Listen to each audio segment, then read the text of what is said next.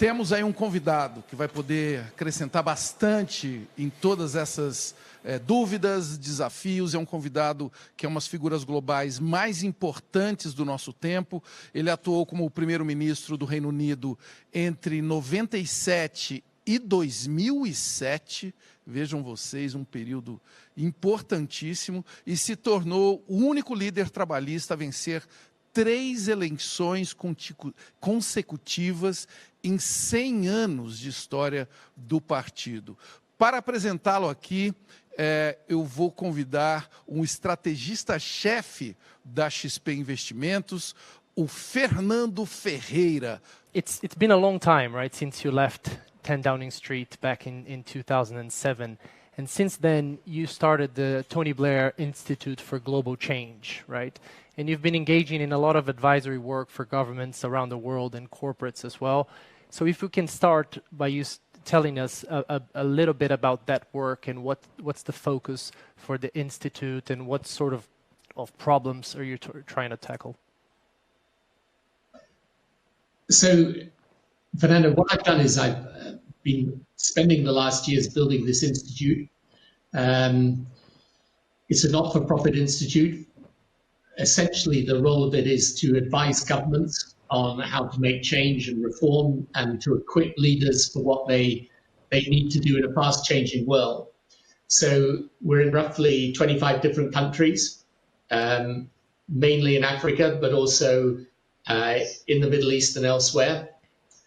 And we have a whole program devoted to technology, because I think that the technology revolution we're living through has got enormous challenges, but also immense opportunities.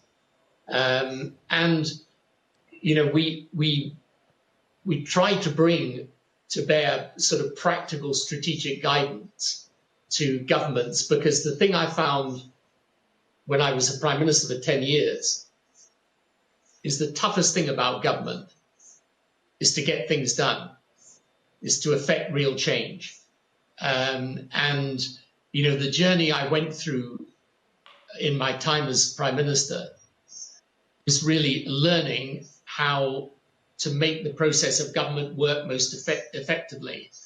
Because I think today the quality of government, its effectiveness, is the single biggest determinant of success.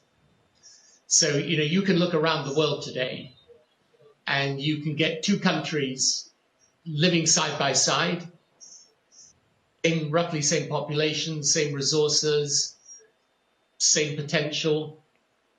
One succeeds, one fails. And the difference is in the quality of government.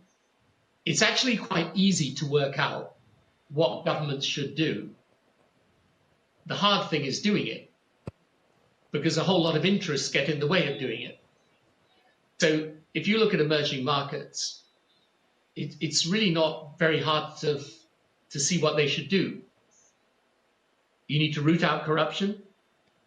You need to have proper rule of law. You need to have predictable rules for investors. You need to have a climate in which business can grow and thrive. You need to be educating your people properly. And you need to have a public sector that is efficient and not bloated.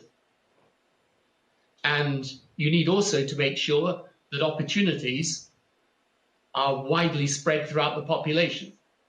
Because today, the human capital of a country is potentially its biggest asset. But then when you come to try and reform education systems, you find it very hard, because a whole lot of people stand in your way.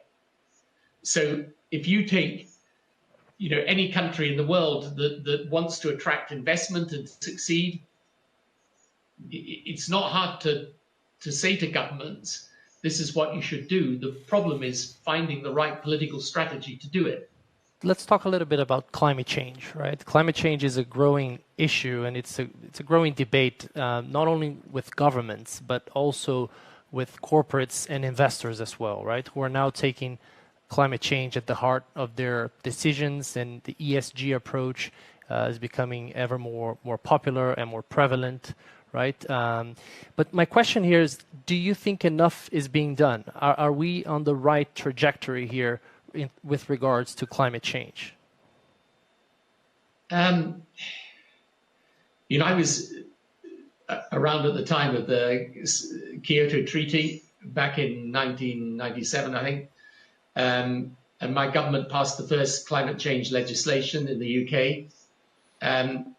I've always believed that the science isn't certain, but as a sensible precaution, there's a sufficient body of evidence now to show that climate change is a serious problem.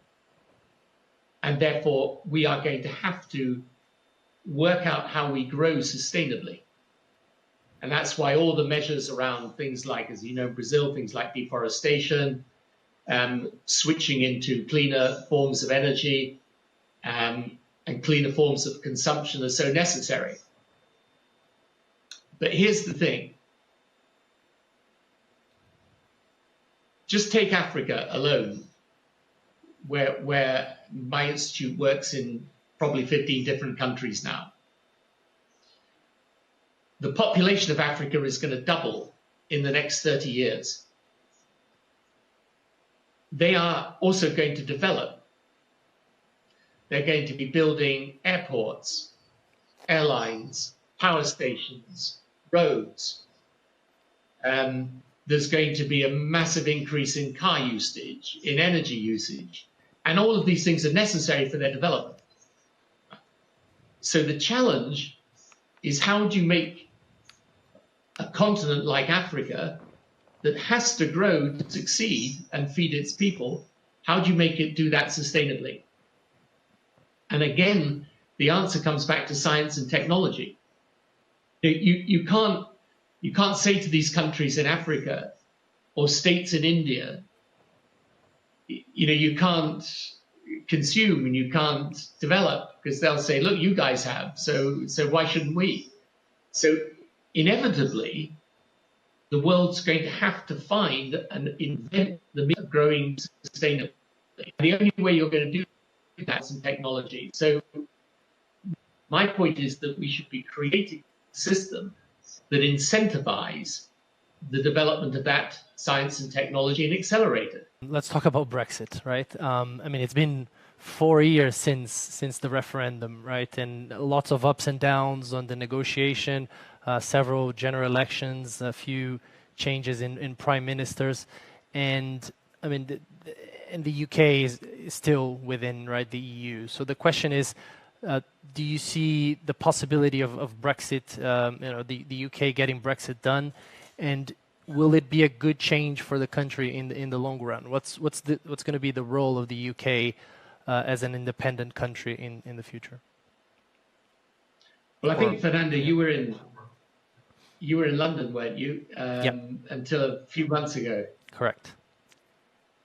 Right. So you'll have lived through the whole thing. Okay? Exactly. Yes. I moved right after the referendum. Yeah. Right. Yeah. So, look, I was, as you will know, I was passionately opposed to Brexit. I think it's a huge historic mistake for my country. But it's happened. Brexit is a fact. We have legally left the European Union. Now, we're still in the transition period for our trading arrangements, because roughly half of Britain's trade is with Europe. And we have to try and negotiate by the end of this year a new trade agreement with Europe. And so far we haven't. And the two sides are still quite far apart. So there is a risk that Britain leaves without a deal, which on top of coronavirus would be not good, frankly. Now, in the long term, because I think we've just got to make the best of it now, I think Britain is going to have to do two really important things. It's going to have to stimulate its economy and take all the right measures around, all those things I was talking about government. It's going to have to take the right decisions around the tech revolution, education, how we change the processes of government, how we educate, and so on. All of these changes are going to be very, very important. If we want the City of London to remain a preeminent financial capital. We're going to have to take a lot of measures to make sure that we do that. We're going to have to be attracting investment and capital into the UK. And then secondly, we're going to have to work out a relationship with Europe where we work out areas of cooperation. So defense and security is one very obvious area. Energy is another. Climate change is another. In fact, it would be sensible because you've got China, a key global player on technology, the USA, a key player on technology. You know, Europe, frankly, has been way behind.